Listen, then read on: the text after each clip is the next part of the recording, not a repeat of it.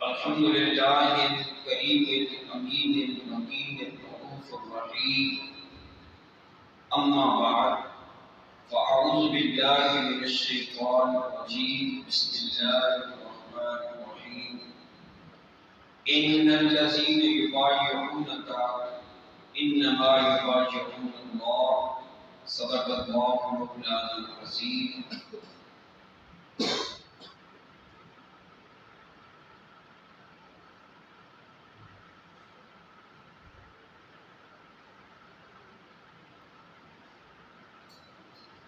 إن الله وملائكته يصلون على النبي يا أيها الذين آمنوا صلوا عليه وسلموا تسليما. اللهم صل على سيدنا ومولانا محمد وعلى آل سيدنا ومولانا محمد وبارك وسلم وصل عليه. ہم اس رب ذوالجلال کے لیے جو ساری کائنات کو پیدا کرنے والا، اس کے نظام کو چلانے والا اور پھر اسے ختم کر کے خود زندہ رہنے والا، وہی ہے جو سورج کو مشرق سے نکالتا ہے اور مغرب میں غروب کرتا ہے. اسی کے حکم سے آسمان بغیر ستونوں کے کھڑا ہے. نہ اس کی کوئی اولاد ہے اور نہ وہ کسی کی اولاد ہے. اسے نہ اونگ آتی ہے اور نہ نیند آتی ہے. اسی کا ہے جو کچھ آسمانوں اور زمینوں میں ہے، اور اسی کی کرسی میں سوائے ہوئے ہیں آسمان اور زمینیں، اور اسے باری نہیں ہے ان کی نگہبانی. اور وہی رب ہے بلند بڑائی والا. لاکھوں اور کروڑوں درود نبی پاک صلی اللہ علیہ وآلہ وسلم پر، جو انبیاء علیہ السلام کے آقا، اہل ایمان کے راہ و رہنما اور بارگاہ خداوندی کے معزز ترین، وہی خوشبوئے کائنات ہیں، وہی روئے کائنات ہیں، وہی وجہ تخلیق کائنات ہیں، اور وہی رشد و ہدایت کا چشمہ ہے، جن سے نسبت اور تعلق رکھ کر انسان دین اور دنیا میں کامیابی اور کامرانی حاصل کر سکتا ہے. اللہ تعالیٰ حضور نبی رحمت صلی اللہ علیہ وآلہ وسلم کی قبر مبارک پر اپنی نور کی بارش فرمائے، اپنی کثیر رحمتوں کے نزول فرمائے، اور حضور علیہ السلام کی طفیل، آپ کے والدین کریمین، ازواج مطہرات اور اولاد پاک کی قبروں پر اللہ تعالیٰ اپنی کثیر رحمتوں کے نزول فرمائے، اور ان کے طفیل اللہ تعالیٰ ہمارے والدین کی اور ساری امت مسلمہ کی بخشش اور مغفرت فرمائے. سامعین کرام، یہ ذوالحجہ کا مہینہ ہے. اسی مہینے میں حضور نبی رحمت صلی اللہ علیہ وآلہ وسلم 6 ذوالحج کو آپ 1400 صحابہ کرام کو ساتھ لے کر، احرام باندھ کر، 70 اونٹ قربانی کے لیے لے کر مدینہ المنورہ سے مکہ المکرمہ کی طرف کعبۃ اللہ شریف کی زیارت کے لیے اور عمرے کی غرض سے مدینہ شریف سے نکلے، اور ایک مقام پر جا کر آپ رکے تو وہاں پر کچھ کفار مشرکین کی طرف سے لوگ جاسوسی کرنے کے لیے آئے ہوئے تھے، جنہیں کفار مشرکین نے اس غرض سے بھیجا ہوا تھا کہ جائیں، دیکھ کر آئیں کہ محمد صلی اللہ علیہ وآلہ وسلم اتنی بڑی تعداد کو لے کر کہ مکہ المکرمہ کے اوپر حملہ کرنے کے لیے تو نہیں آئے. جاسوسوں نے جاسوسی کر کے ان تک یہ خبر پہنچائی کہ نہیں وہ تو احرام باندھے ہوئے ہیں اور ساتھ قربانی کے لیے 70 اونٹ ہیں، اسلحہ اور ساز و سامان ساتھ لے کر نہیں آئے ہیں، وہ خالصتاً اللہ کے گھر کی زیارت کرنے کے لیے اور عمرے کی نیت سے نکلے ہیں۔ اس کے باوجود بھی کفار اور مشرکین نے حضور نبی رحمت صلی اللہ علیہ وآلہ وسلم اور آپ کے صحابہ کرام رضوان اللہ تعالی علیہم اجمعین کا داخلہ حرم شریف میں منع کر دیا۔ پہلے آقا علیہ السلام نے جناب عمر بن خطاب رضی اللہ تعالی عنہ کو بلایا کہ میں آپ کو سفیر بنا کر کفار اور مشرکین کے پاس بھیجتا ہوں، جا کر آپ ان سے یہ بات واضح کریں کہ ہم کسی جنگ کی غرض و نیت سے نہیں آئے، بلکہ ہم تو خالصتاً اللہ کے گھر کی زیارت کے لیے آئے ہیں، اور ہم اللہ کے گھر کی زیارت کریں گے، عمرہ کریں گے، اونٹ 70 لے کر آئے ہوئے ہیں، قربانی کریں گے اور اس کا گوشت حرم شریف میں تقسیم کر کے ہم واپس آ جائیں گے۔ تو لہذا ہمارے ساتھ وہ اس بات کے اوپر معاہدہ کریں کہ نہ ہم جنگ کی غرض سے آئے ہیں نہ وہ جنگ کریں، ہم خالصتاً اللہ کے گھر کی زیارت کے لیے آئے ہیں اور واپس چلے جائیں گے۔ اس بات پر حضرت عمر رضی اللہ تعالیٰ نے عرض کی کہ اللہ کے رسول صلی اللہ تعالیٰ علیہ وسلم، آپ کا فرمان میرے سر آنکھوں کے اوپر، میرا ایک ناقص سا مشورہ ہے،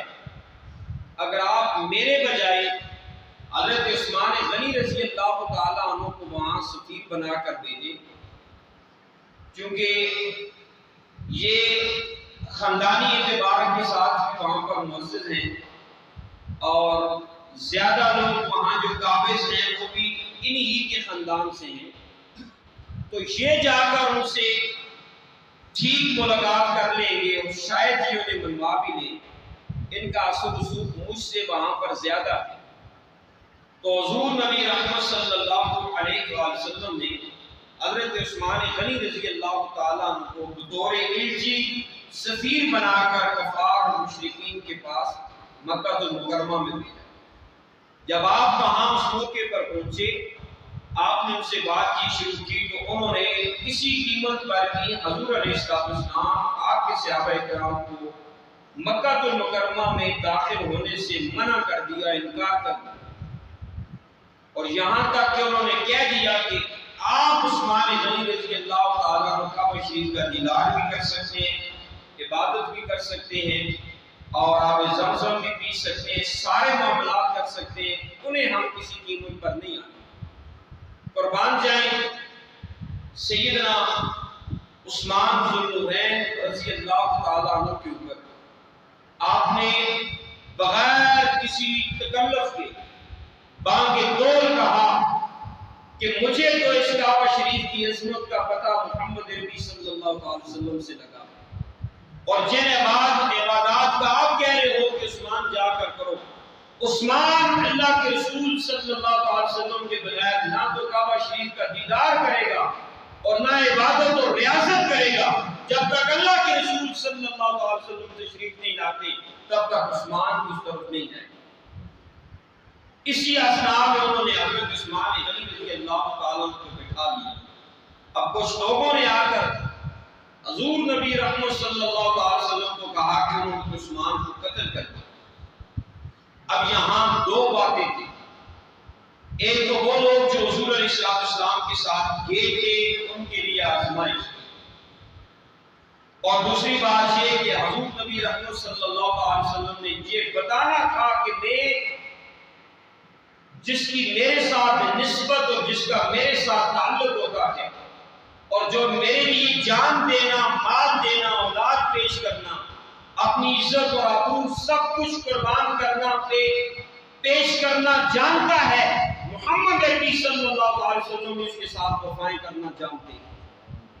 آپ علیہ السلام نے ایک درخت کے نیچے بیٹھ کر آپ نے صحابہ اکرام کو حکم فرمایا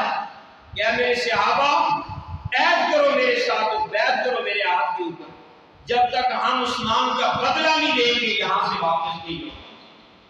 1400 صحابہ کرام نے حضور علیہ السلام کے اوپر بیعت کی، اور اس بیعت کو اللہ رب العزت العزت نے قرآن مجید فرقان حمید میں بیان کیا، ان الذین یبایعونک انما یبایعون اللہ۔ اے اللہ کے رسول صلی اللہ علیہ وسلم، جن لوگوں نے آپ کے ہاتھ پر بیعت کی ہے انہوں نے آپ کے ہاتھ کے اوپر بیعت نہیں کی بلکہ اللہ رب العزت کے ہاتھ کے اوپر بیعت کی۔ اور اللہ تعالیٰ نے مہر لگائی اس بات کے اوپر، ید اللہ فوق ایدیہم، فرمایا جنہوں نے ہاتھ اے محمد صلی اللہ علیہ وسلم تمہارے ہاتھ میں دیا ہے، انہیں پتہ ہونا چاہیے کہ انہوں نے یہ ہاتھ تمہارے ہاتھ میں نہیں دیا بلکہ میرے رب کریم کے ہاتھ میں انہوں نے اپنا ہاتھ دیا ہے۔ اب یہاں سے بھی بڑی وضاحت ہو گئی، جو اللہ کے رسول صلی اللہ علیہ وسلم کا بن گیا وہ خدا کا بن گیا، جو خدا کے رسول سے منہ پھیر گیا وہ خدا سے منہ پھیر گیا، جس نے اپنی زندگی میں نسبت اور تعلق محمد عربی صلی اللہ علیہ وسلم کے ساتھ رکھ لی، اس نے خدا کے ساتھ اور نسبت اور تعلق رکھ لی۔ جس نے حضور سے منہ پھیر دیا گویا اس نے خدا سے منہ پھیر دیا۔ اب اسی بیعت کو لقد رضی اللہ عن المؤمنین تحت الشجرہ، اللہ رب العزت نے فرمایا جن لوگوں نے اس درخت کے نیچے بیٹھ کر میرے محبوب کے ہاتھ میں ہاتھ دے کر بیعت کی، رب کائنات نے فرمایا لقد رضی اللہ عن المؤمنین، اللہ نے فرمایا کہ میں ان مؤمنین سے راضی ہوں۔ یہاں وہ جو 1400 صحابہ کرام رضوان اللہ تعالی علیہم اجمعین تھے، وہ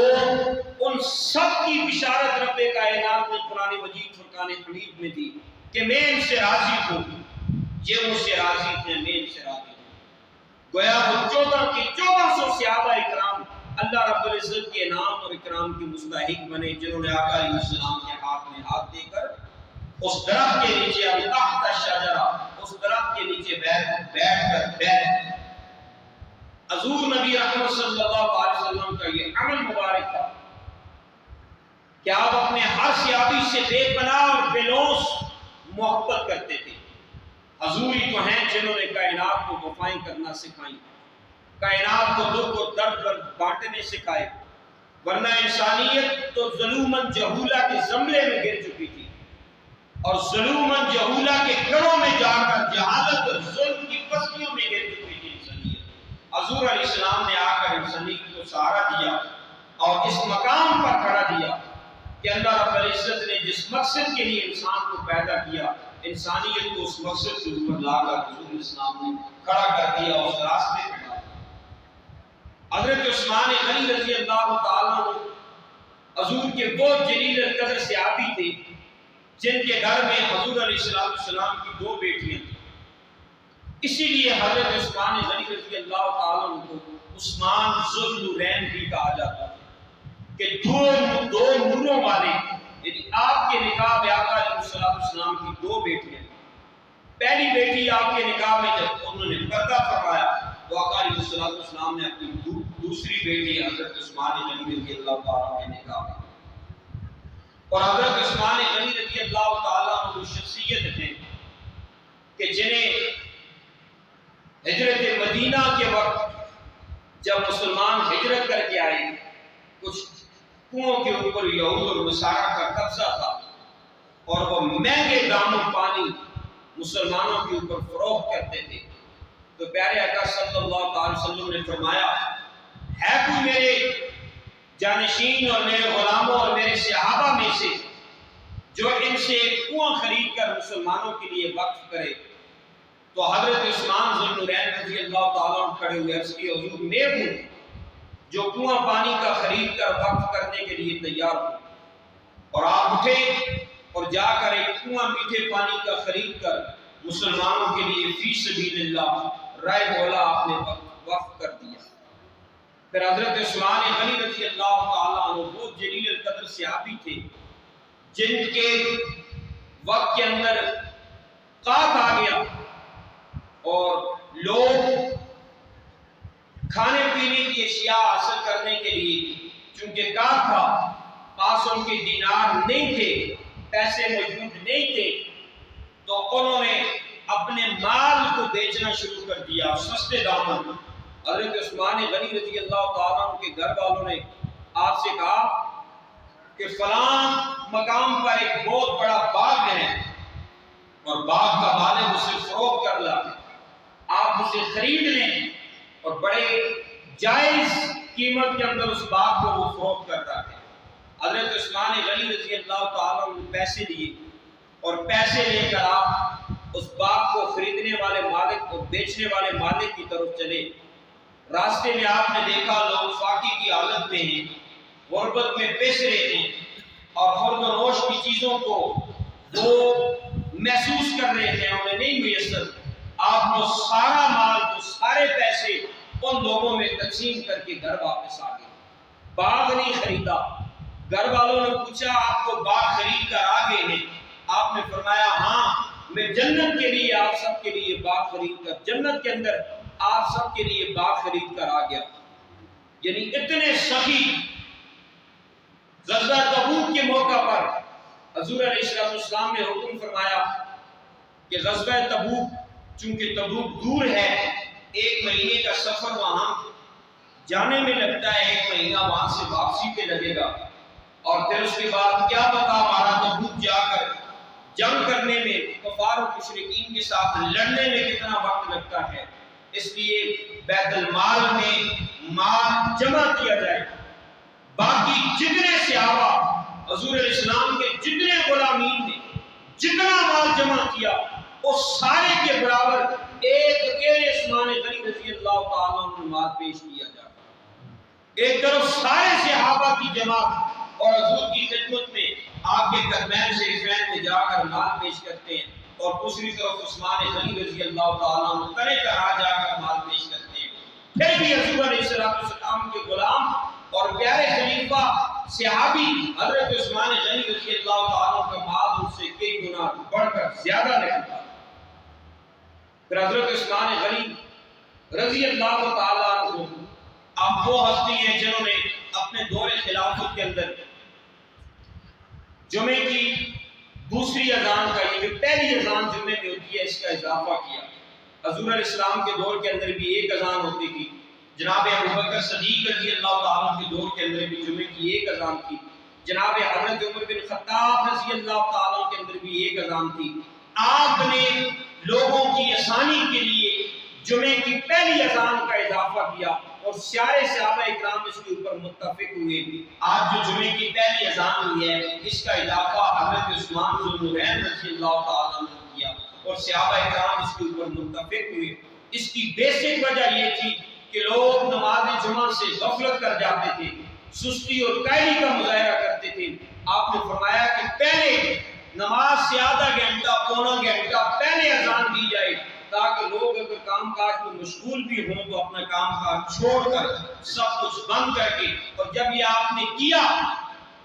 تو یہ اس آیت کے زمرے میں آپ نے کیا، آپ نے سے نہیں کیا۔ یا ایھا الذین آمنوا اذا نودی للصلاۃ من یوم الجمعۃ فاسعوا الی ذکر اللہ وذروا البیع ذالکم خیر لکم ان کنتم تعلمون۔ اس آیت مبارکہ کے زیر مفہوم آپ نے یہ اذان کا فیصلہ کیا کہ اے ایمان والو، جب تمہیں اذان کے لیے،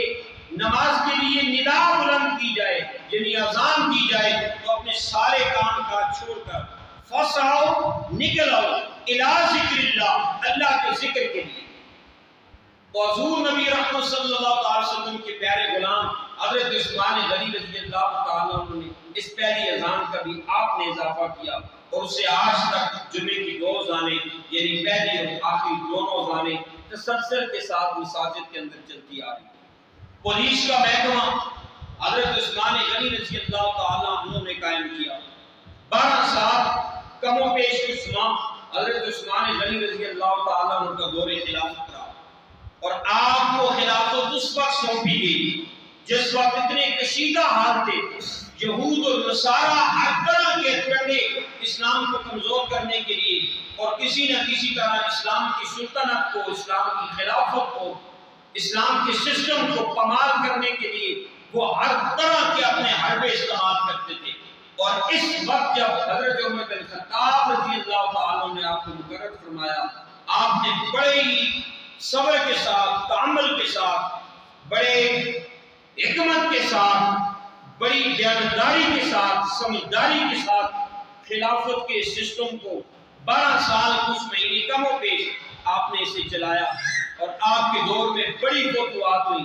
کیسر و کسرا روم تک آپ کے دور میں، شہنشاہ فارس تک آپ کے دور کے اندر خلافتیں ہوئی، اور یہ دور عثمانی، خلافت عثمانیہ جو تھی، جتنا بھی عرصہ جسے آج بھی یاد کیا جاتا ہے، یہ سارا آپ ہی کے دور کے اوپر اسلام کا جھنڈا دور دور تک لہرایا، اور بالآخر یہود اور نصارہ نے اپنی سازشیں تیز کی۔ آخری 4 سال آپ کی حکومت کے بڑے سخت گزرے،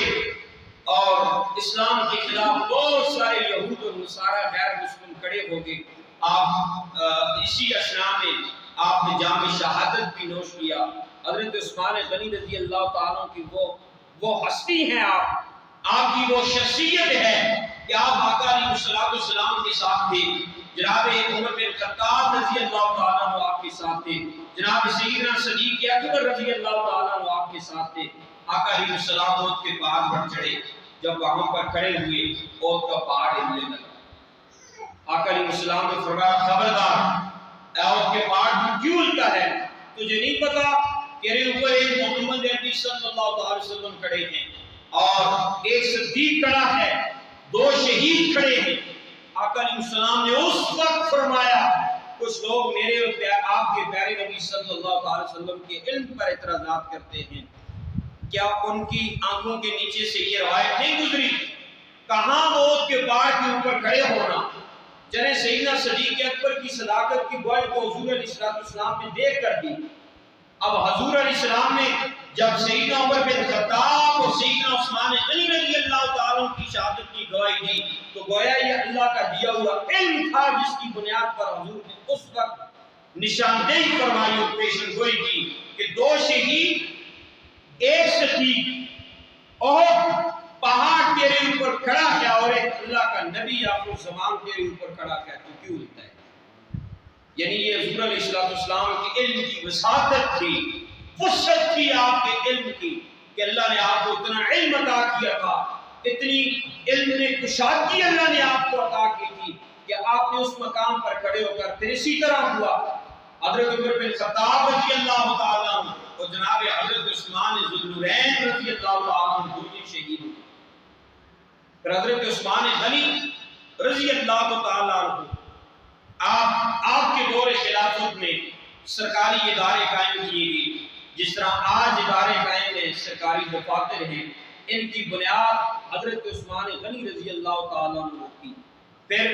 مویشیوں کے لیے چراگاہوں کا بندوبست، اور ان کے لیے چراگاہیں، بڑی بڑی چراگاہیں، ان کا انتظامات، ان کے سسٹم جناب حضرت عثمان غنی رضی اللہ تعالیٰ عنہ نے کی۔ جس طرح ہم جن زمینوں کو اپنے حساب سے کہتے ہیں کہ یہ شملات، یہاں یعنی سارے لوگ اپنے مال مویشی چرا سکتے ہیں، ان کی ابتدا بھی حضرت عثمان ذو النورین رضی اللہ تعالیٰ عنہ کی۔ پھر آپ بھی نے قرآن مجید فرقان حمید کے تمام نسخوں کو جناب حضرت صدیق اکبر رضی اللہ تعالیٰ عنہ کے دور سے شروع کیا، عمر بن خطاب رضی اللہ تعالیٰ عنہ کے دور سے آپ بھی نے ایک جگہ پر ترتیب کے ساتھ حضور علیہ السلام کے